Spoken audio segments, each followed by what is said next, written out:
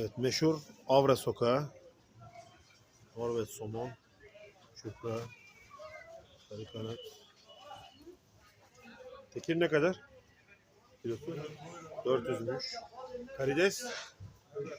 Karides 500. Burada ahtapot var.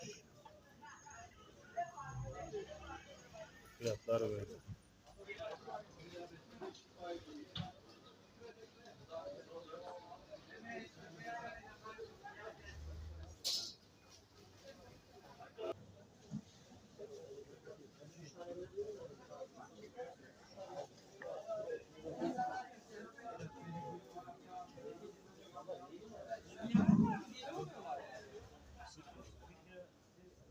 Yani varsa öyle atacağım da olur.